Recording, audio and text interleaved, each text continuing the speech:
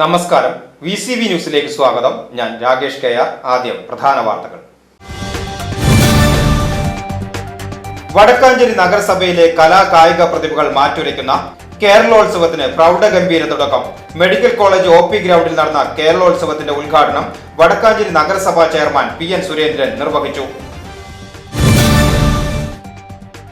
കണ്ണടയാതിരിക്കാൻ കരുതലിന്റെ ജാഗ്രത തീർത്ത് വടക്കാഞ്ചേരി ആക്സ് പ്രവർത്തകർ ടേക്ക് എ ബ്രേക്ക് പദ്ധതിയുടെ ഭാഗമായി രാത്രികാല വാഹന അപകടങ്ങൾ കുറയ്ക്കുന്നതിന് പോലീസിന്റെ സഹകരണത്തോടെ വടക്കാഞ്ചേരി ഓട്ടുപാറയിൽ ശനിയാഴ്ച രാത്രി 12 മണി മുതൽ ഞായറാഴ്ച പുലർച്ചെ 3 മണി വരെ ഡ്രൈവർമാർക്ക് ചുക്ക് കാപ്പിയും സ്നാക്സും ബോധവൽക്കരണവും നൽകി മാതൃക തീർത്തു.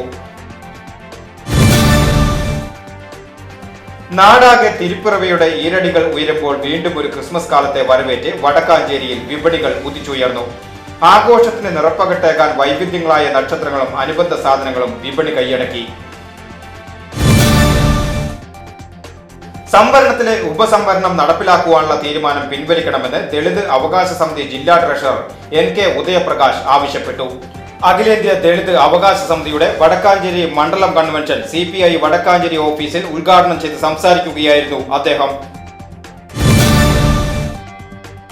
കാടിറങ്ങുന്ന കാട്ടുപന്നികൾ കൃഷിയിടങ്ങളിൽ വ്യാപക നാശം വരുത്തുമ്പോൾ കണ്ണീരടിഞ്ഞ് കർഷകർ. ആറങ്ങോട്ടുകര മണ്ണങ്കോട്ട് പാടശേഖരത്തിലാണ് കാട്ടുമൃഗങ്ങളുടെ ശല്യത്തിൽ കർഷകർ ദുരിതത്തിലായിരിക്കുന്നത്.